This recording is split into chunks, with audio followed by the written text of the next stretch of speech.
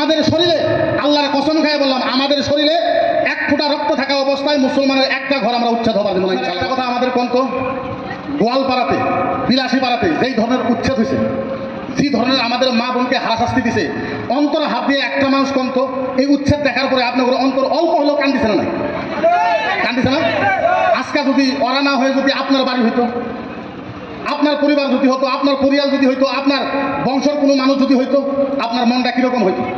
সবচেয়ে দুঃখজনক কথা, 2 নম্বর কথা আমি আপনাদের কাছে একটা বলবার চাই যে এবার আপনারা বিপিএফ সরকার আনেন, আর দীর্ঘ বিশ্বাস এবার আসবো, যদি বিপিএফ সরকার এবার আসে বা আসবো, আমি আছি, ইন্টাল ভাই আছে, আমাদের রফিকুল ভাই আছে, আরো মুসলমান মাইনরিটি বহু লিডার আছে, এই বিপিআর এর ভিতরে যদি বিপিএফ সরকার আসার পরে যদি, রফিকুল ভাই ঠিকই কইছি তো? হ্যাঁ, এটা ওয়াদা করে গেলাম, যদি আমাদের শরীরে এক ফোঁটা রক্ত থাকে। 3 নম্বর যেটা কথা, এই জায়গার ভিতরে আমার মনে হয় যত মুসলমান ভাইয়েরা আছেন, মা বোনেরা আছেন, আমি প্রমোদপুর সাহেবকে কোনো খারাপ বলি না, কিন্তু একটা কথা, বিগত যাওয়া 5 বছর আগে উনি যে 12-13টা সিট পাইছিল, অনেক মুসলমান কিন্তু ওনাকে ভোট দিছিল, তাই না? সারা আসামের ভিতরে মুসলমানের ঘর যেইভাবে উচ্ছেদ করা হলো, আপনারা বলেন মুসলমানের পক্ষে এই প্রমোদপুর সাহেব একটা কথা বলার দরকার আছিল না? দরকার আছিল না? নাই কোনো কথা কইছে কি? কোনো কথা কইছে? উনি বিজেপির লগে অ্যালায়েন্স আছে। আমি হয়তো আবার অনেক কথাই এই মাহফিলে কইতে পারবো না, মিটিংয়ে কইতে পারবো না। আপনারা জানেন আমি কিছুদিন যুদ্ধ করেছি, আমাকে বিজেপির কিছুমান লিডার সাম্প্রদায়িক বলে, যে মকিবুর মুফতি সাম্প্রদায়িক কথা কয়, সাম্প্রদায়িক বক্তব্য দেয়, হিন্দু বিরোধী বক্তব্য দেয়।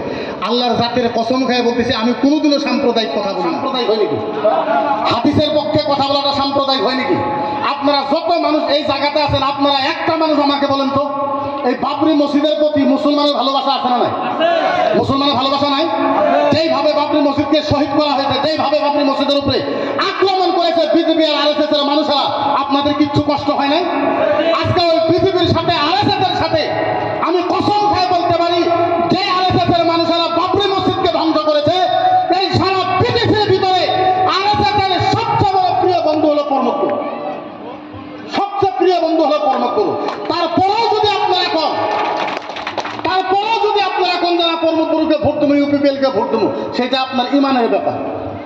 যদি আসলে তো আপনার ভিতরে ইমান আছে, যদি আসলে তো আপনি জন্ম হওয়ার পরে আপনার কানে আমরা আজান দিছি, আপনার খাতনা করা হয়েছে, আপনার নবীর কলমা বলছেন, আসলে তো যদি আপনার ইসলামের প্রতি ভালোবাসা আছে, আমার দীর্ঘ বিশ্বাস কোনো একটা মুসলমান বিজেপির দিকে যাবো না। যাবো?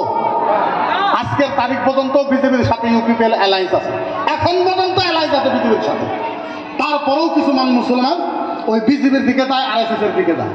তো আমার দীর্ঘ বিশ্বাস, এই জায়গার থেকে আমরা একটা হাওয়া তোলা লাগবো, এই জায়গার থেকে, এই গ্রাম থেকে এমন একটা শক্তিশালী আওয়াজ আমরা উঠানো লাগবো, যে এইবার ঘুমাতে যদি ওরা মক্কা মদিনার ইমামও নিয়ে আসে, তারপরেও ঘুমাতে ইমতাজকে যাতে হারাইতে না পারে, এই প্রতিশ্রুতি আমরা ঘুমাতে নিতে লাগবো। এবার